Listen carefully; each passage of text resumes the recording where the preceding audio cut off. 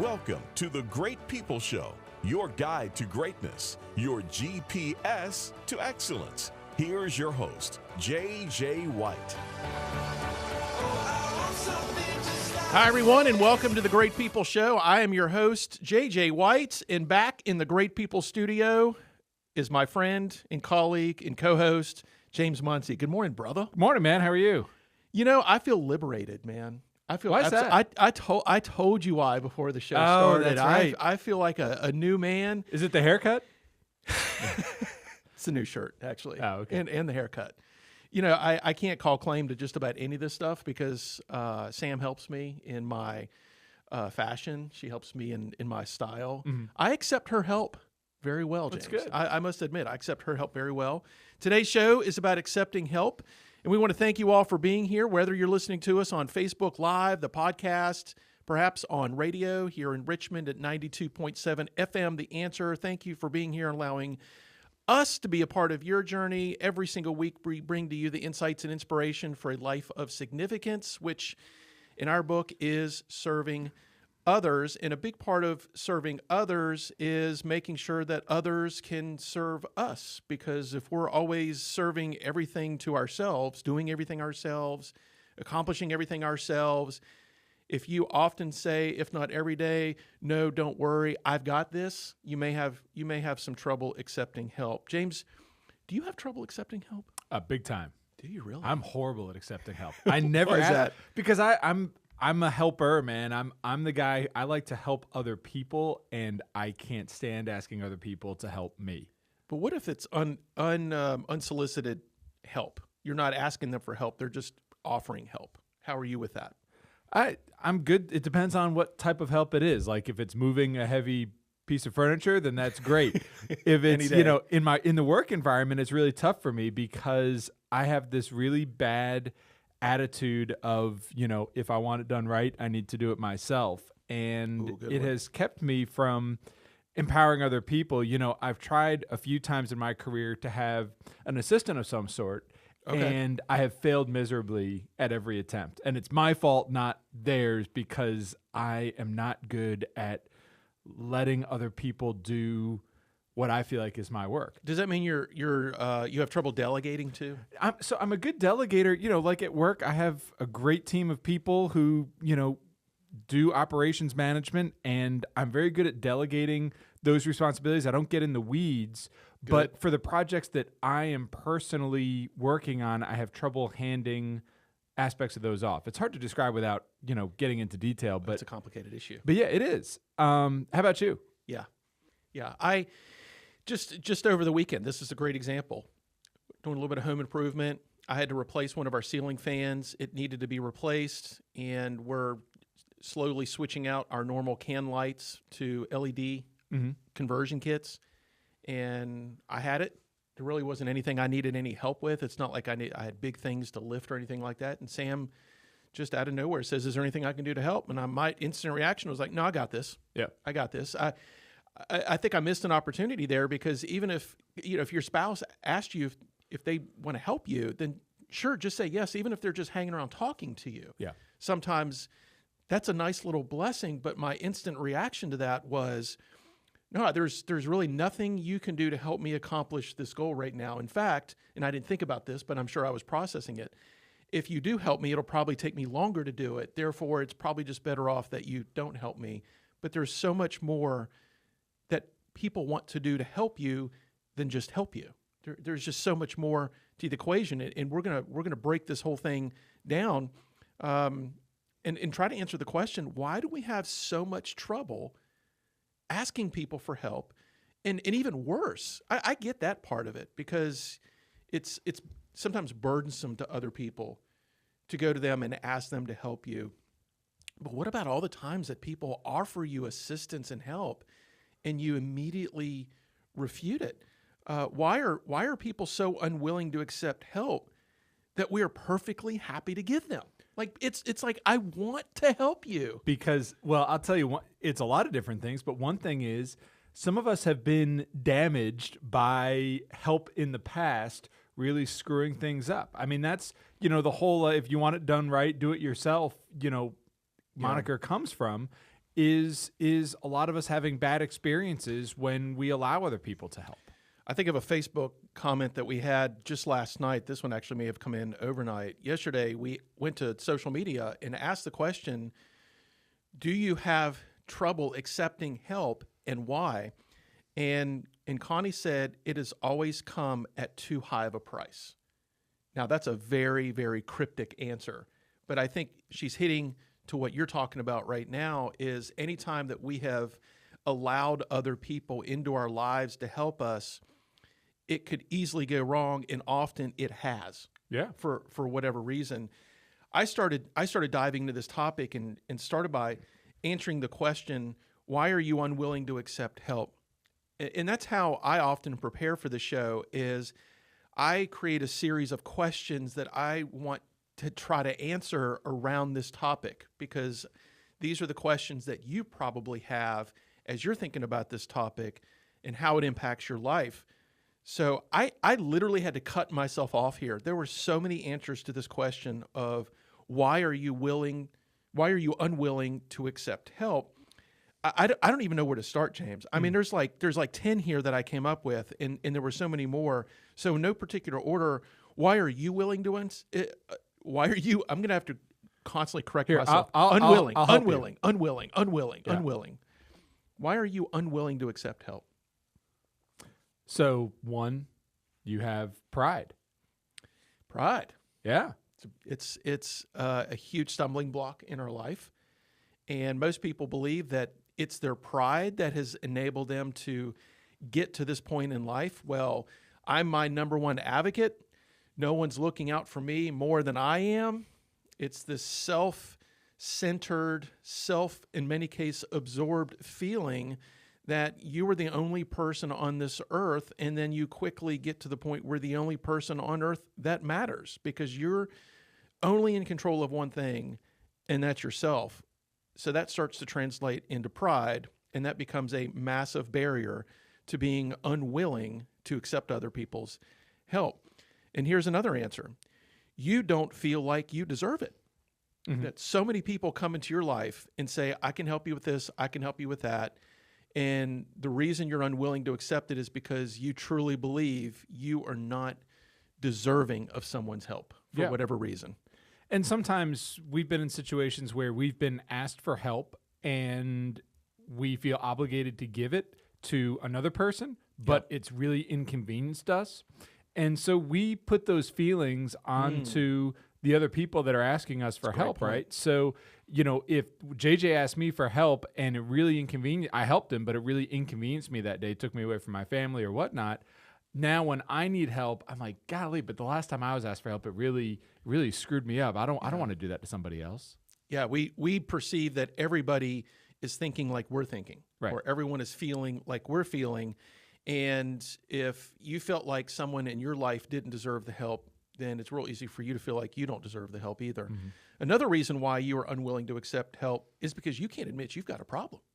That when we go to someone and say, I really need your help with this, we believe the words that are coming out of our mouth are, I'm not good enough to get this done on my own, so I have a problem I need you to solve for me. And maybe you can't bring yourself to actually admitting that there's something wrong with either who you are or what you're doing. Yep. And that comes right back into the pride answer.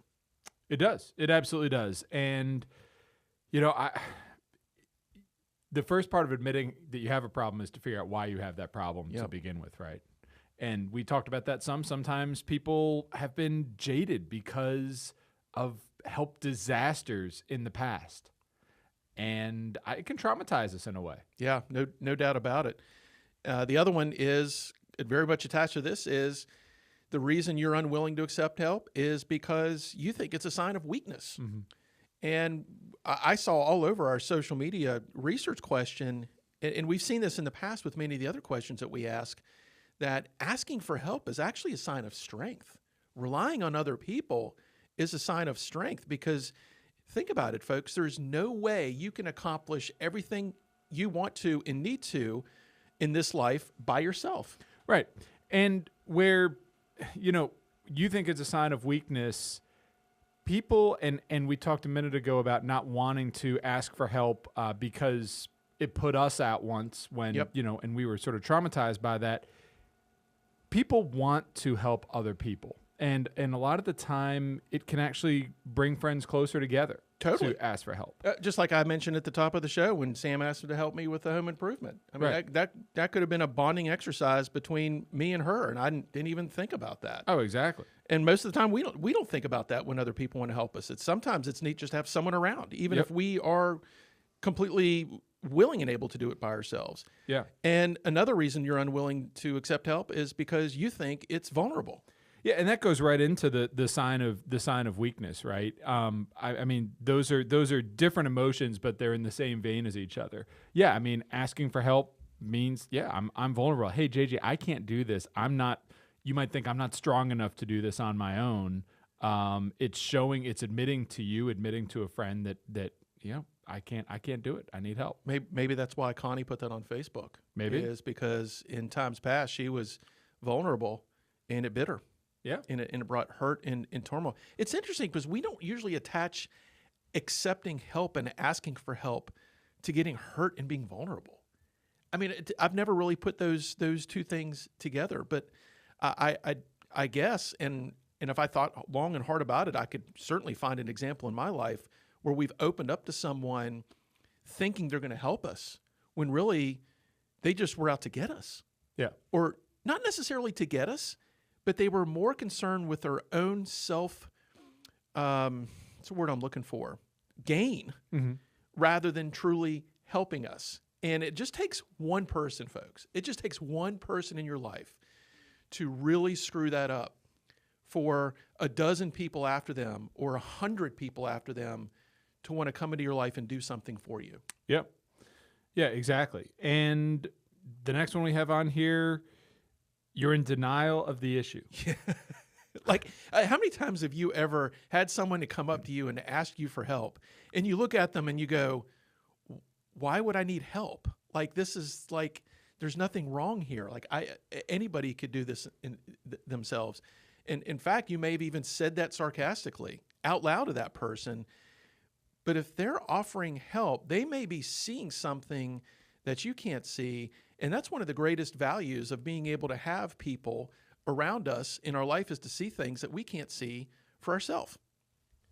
And the next one is a really big one for me. And it's a problem that I have. Well, okay. So you feel like you are bugging or annoying them, even if they offered. So again, this goes back to like me being inconvenienced. If somebody asks me for help, I don't want to inconvenience anybody else. And in the back of my head, when I ask somebody for help, I'm always asking, and they accept. They say, sure, I'll come help you. In the back of my mind, I am always asking myself whether they are helping me because they genuinely are freely wanting to, or whether they feel obligated to. Wow. Yeah, it drives me. That's cynical. I know. And it drives me up the wall. And I don't know what to do about that. Well, that's part Help of me out here. Well, that's part of the nature, right? So we have to identify in everything that we really do, not just the stuff that we talk about in the show, but we really have to identify our nature around so many of these challenges that we have. Is, okay, why is it in my nature to not accept help? Why is it in my nature that no matter what I may need, like I've been in situations, James, where just think of the imagery of carrying something that you absolutely cannot carry. All right, what if you're the kind of person that you only want to make one trip after you've been to the grocery store, one trip from the bags in the car to the kitchen. So you have like 800 plastic bags hanging off your arms, and someone walks up to you and says, "Can I help you?"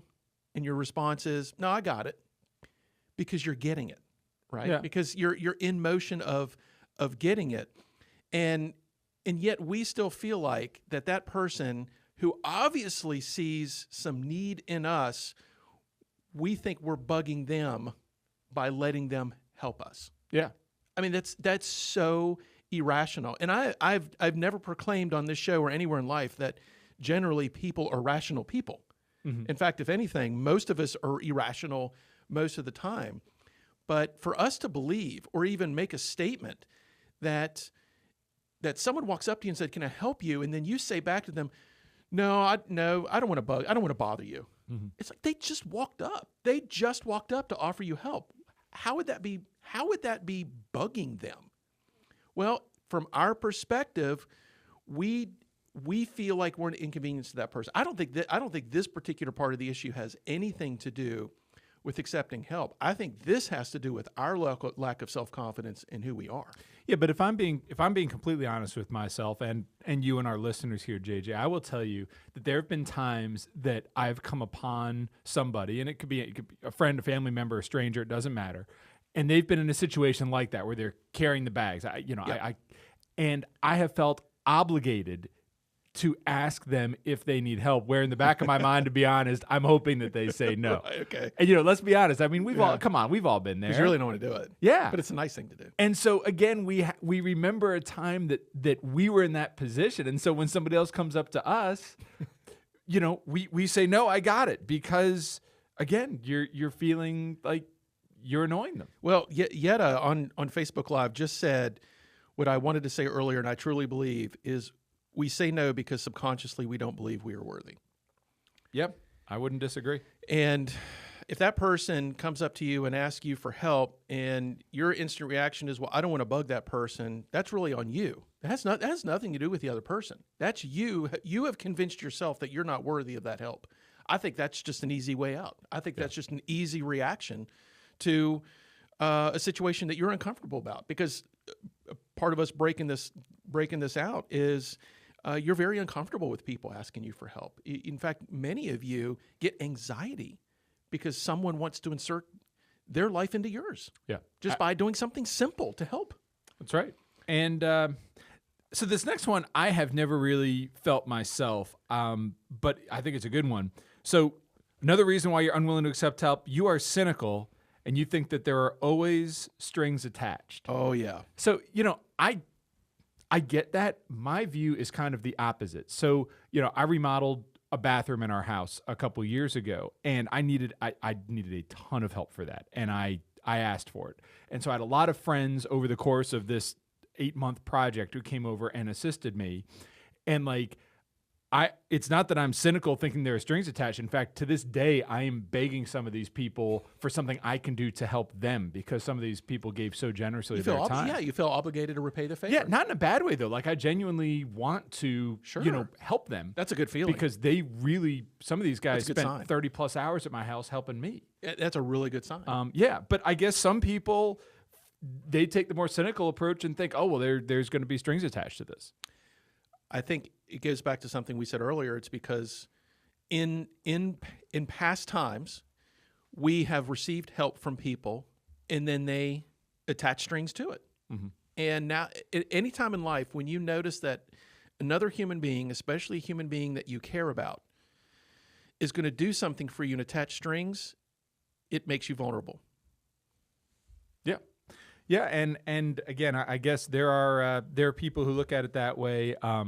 To me, it is, and there's it's a great book I read about this. I think I've mentioned on the show before. It's called Give and Take, and it's you mentioned it. Yeah, I love that book, and it talks about a lot of things, but among others, it talks about when you help somebody, you have built debt with them. You are, and we use the expression. Well, it's like inherent debt, isn't it? Right. Well, when we use that expression, right? I'm in debt to you, JJ. Good point. But that's a real thing. And what happens when most of us are in debt? We want to pay that debt off, which is why all these people that help me with this bathroom, I want to pay that debt off, man. I had one friend who did a kitchen remodel, and I was able to go help him with. He was one of the guys that helped me. I was able to help him with that some. So I feel bad for the people who feel like there are always strings attached. I mean, in my opinion, if somebody helps you, you should then feel like you need to go and return that and help them. If you don't feel that, then there's a problem in you. Yeah, then that's a whole other show, right? Very self-centered.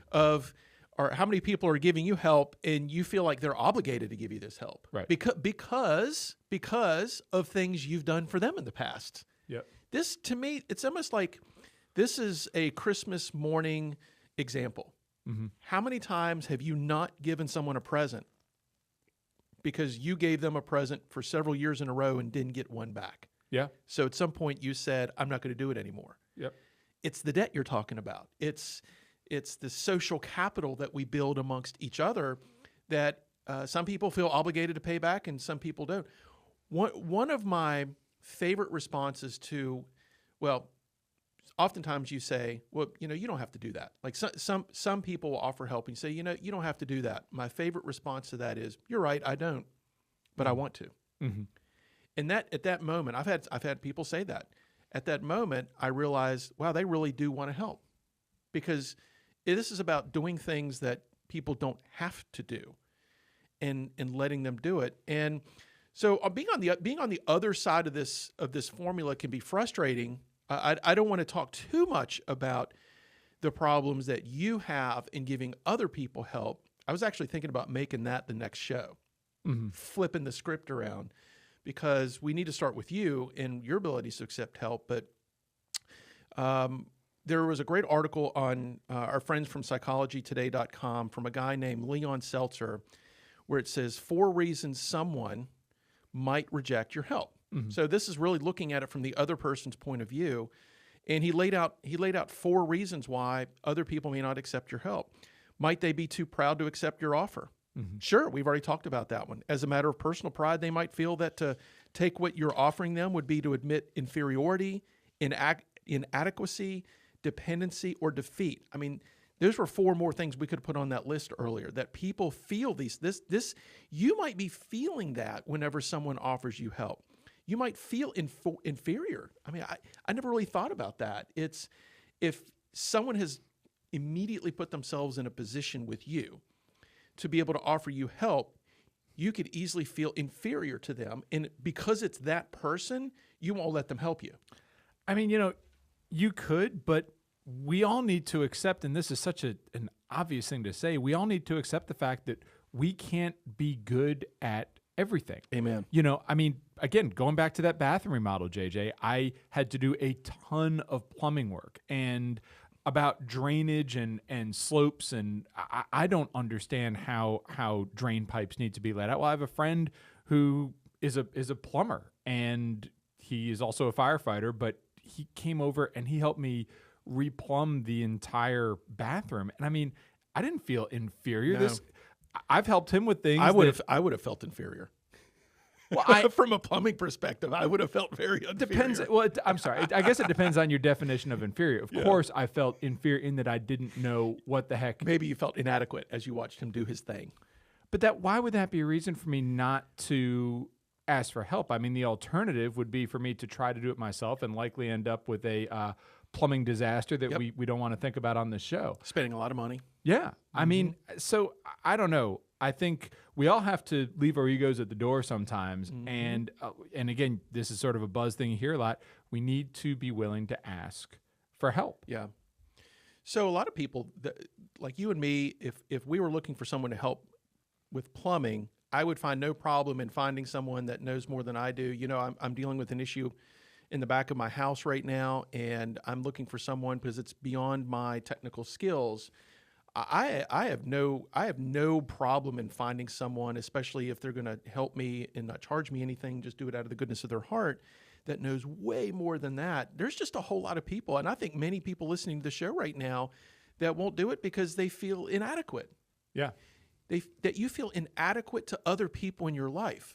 I think we prop ourselves up as believing that we have to do these things. It's our role. And it's part of this is just humbling ourselves to say, I'm not great at everything. What if we feel sometimes, and we didn't talk about this one, what if we feel like we're taking advantage of the person who is helping us? So again, go back to the plumbing example, and this is a friend, but he used to be a full-time plumber. Now he does some stuff part-time. This is something that he should have charged hundreds and hundreds, probably about $1,000 for that work at least. Yep. And he wouldn't let me pay.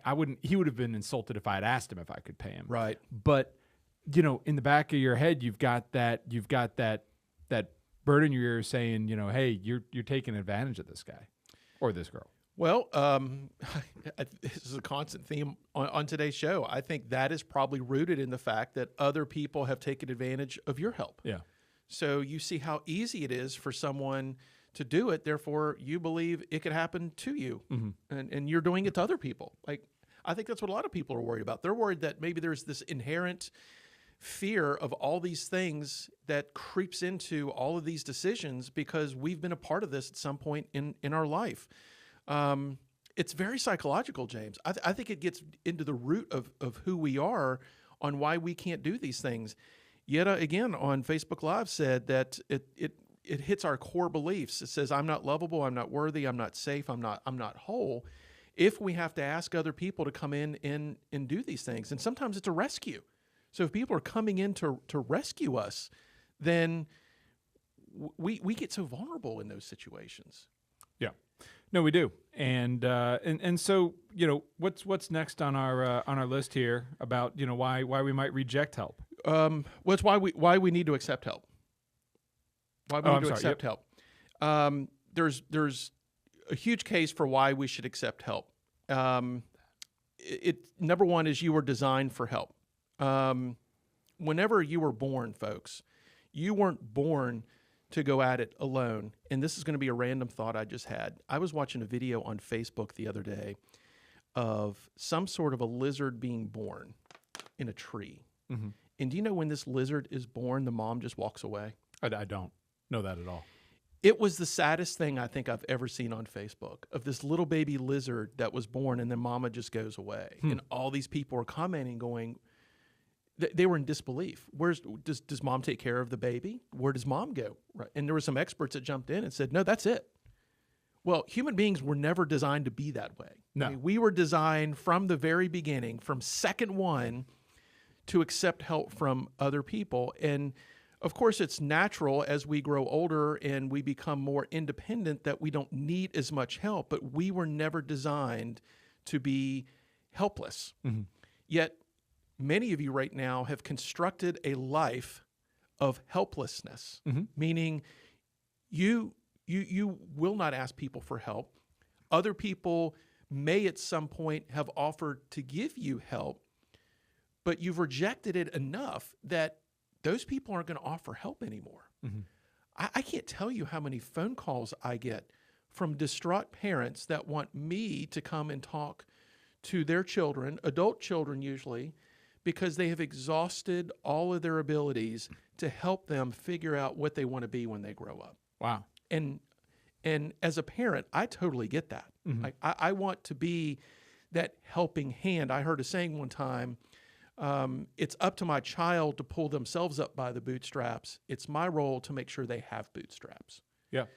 Well, then you start to extend that help to, here, let me help you with your bootstraps all the time.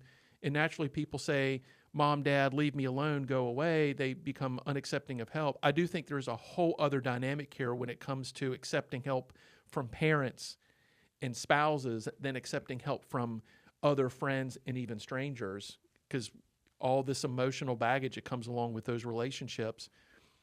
But at the end of the day, we are not designed to go at it alone. We are not designed at the result of everything that we say, I got this, I got this, I got this. Another reason why it's important to accept help, it actually means, in most cases, I believe, it means more to the other person to help you than it means to you. I mean, think about it. If someone's offering you help, probably at most, they're just solving a problem that you have. Mm-hmm. They're filling in a gap in your life somewhere. That other person is sacrificing their time, their energy, and sometimes their heart to step into your life to give you something. That's a very powerful trade. They're trading that so that you can solve a problem. That's not, in many cases, an equal trade. So they're getting a whole lot more out of this potentially than you are. Yeah, a lot of the time they are. And I think there's exceptions to that, and knowing the difference can be very tough. And I'm not trying to be cynical on that answer because I agree with you entirely. But I can tell you firsthand, I think we all have. I've been on the other side of that, JJ. And, you know, when you're on the other side of that, it's often because somebody is taking advantage of your kindness. And we all know people who have a tendency to do that. So, you know, you give them an inch, they're going to take a mile. And that wears on us. And, you know, I don't think there's any hard and fast way to tell whether you're that person or not. Yeah, that's a good point. Yeah, it's a hard, cynical filter that you can easily fall into if you're not careful. That us accepting help is an act of giving too. Mm-hmm. Absolutely. And at the end of the day, I know it's very difficult, but at the end of the day, even if people are going to take advantage of that with you, you have to look past it and appeal to the nobler motive in this whole thing.